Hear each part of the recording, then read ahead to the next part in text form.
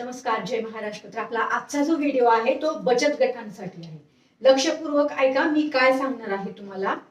तर आपण रोजच लाडकी बहीण योजनेच्या अंतर्गत व्हिडिओ शेअर करतो, पण आज मी जो मुद्दा शेअर करत आहे तो बचत गटासाठी आहे. बरोबर. तुम्ही मला खूप वेळा विचारलं होतं की ताई बचत गटाचं काहीतरी सांगा. तर कालच मग आपल्या महसूल विभागाच्या अंतर्गत ही माहिती आलेली आहे. आता हे जे काही कामकाज होणार आहे ते महसूल विभागाच्या अंतर्गत होणार आहे बरं का. आता महसूल विभागाचे जे मंत्री आहेत ते आपले आदरणीय बावनकुळे साहेब आहेत. बरोबर. तर त्या महसूल विभागाच्या अंतर्गत काल स्वतः आदरणीय बावनकुळे साहेबांनी ही माहिती दिलेली आहे, जी मी तुम्हाला आता देत आहे. जेवढी माहिती माझ्याकडे आहे तेवढी मी तुम्हाला देत आहे. ह्याच्यावर अजून काही माहिती आली तर मी ते पण तुम्हाला सांगणार आहे. सगळ्यात महत्वाचा मुद्दा, तुमचा माझा हा व्हिडिओ तुमच्या कामासाठी नसेल तर इतर महिलांना शेअर करा, ज्यांचे बचत गट आहेत त्यांच्यासाठी हा मुद्दा खूप महत्वाचा आहे. आता काय आहे, नवीन जे आहे ते आपल्या बचत गटासाठी एक आपण योजना म्हणू, स्कीम म्हणू, किंवा हे जे काही कामकाज होणार आहे ते बचत गटासाठी होणार आहे. आता बचत गटाला आपल्या महसूल विभागाच्या अंतर्गत 1,00,000 रुपये मिळणार आहेत आणि 2.5 एकर जमीन मिळणार आहे. कशासाठी? त्याच्यावर तुम्ही चाऱ्याचं उत्पादन घेण्यासाठी, म्हणजे नाही का, चारा वगैरे जे आहे ते चाऱ्याचं उत्पादन वगैरे घेण्यासाठी. आता तिथं अजून काय काय लागवड करता येते. बांबूची एक लागवड त्यांनी सांगितलेलं आहे, चाऱ्याची लागवड तुम्ही करू शकता.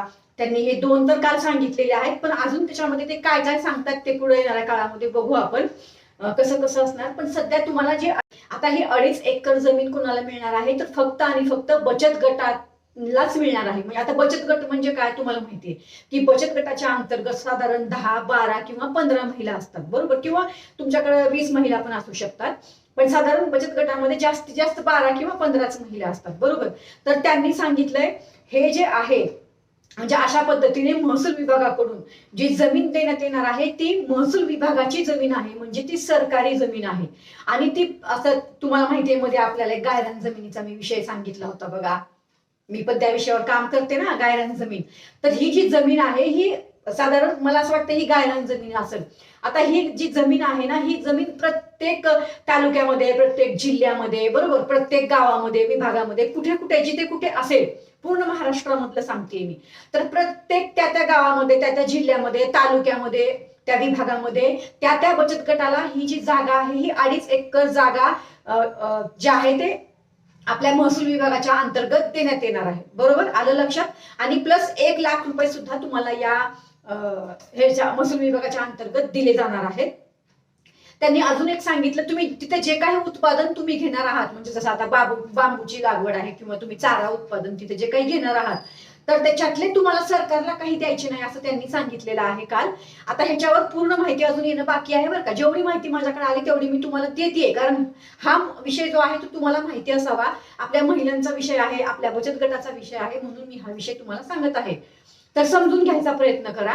आणि आता ह्याच्यामध्ये हे जे आहे, तुम्हाला जर अशा पद्धतीने ही जमीन 2.5 एकर हवी असेल, किंवा मग तुम्हाला असं जर काही चारा उत्पादन, बांबूची लागवड तुम्हाला असं काही करायचं असेल, बचत गटाच्या अंतर्गत तुम्हाला एक व्यवसाय चालू होईल, एक उत्पन्न चालू होईल. बचत गटाला सक्षम बनवण्यासाठी हे एक खूप महत्वाचा विषय आहे जो ठरणार आहे. बरोबर.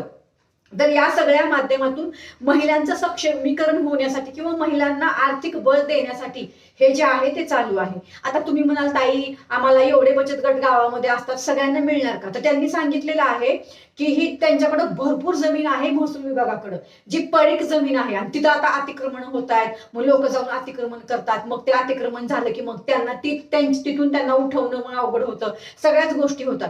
तर या सगळ्या गोष्टी ज्या आहेत ते सरकारच्या लक्षात आलेल्या, म्हणून सरकारने आता असा निर्णय घेतलाय की बचत गटाला ते 2.5 एकर जागा देणार आणि प्लस 1,00,000 रुपये देणार. आणि तुम्ही तिथं हे जे मी सांगितलं त्या पद्धतीने तुम्ही तिथं करू शकता जे काही कामकाज आहे ते. ह्याच्यामध्ये अजून काय काय विषय येतात ते बघू आपण पुढे चालून.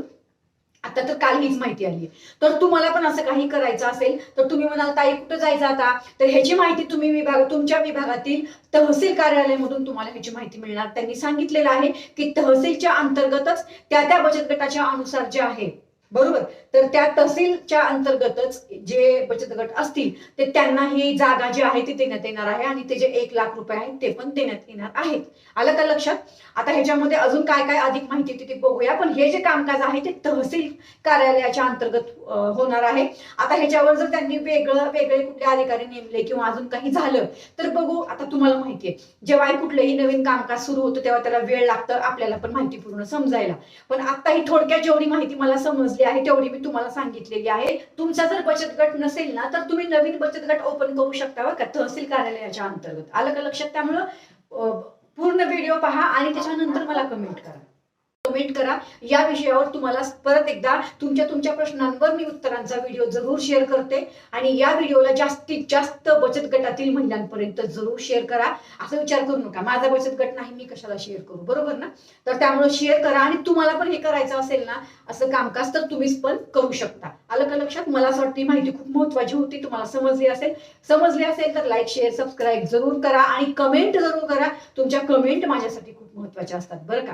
असं विचार नका करू कमेंट कशाला करू. कमेंट केला तरच मला तुम्हाला प्रश्न पडलेले असतात ना त्याचे उत्तर मग मी शोधते आणि त्याचे उत्तर तुम्हाला देते. चला तर मग भेटू परत. धन्यवाद. जय हिंद, जय महाराष्ट्र.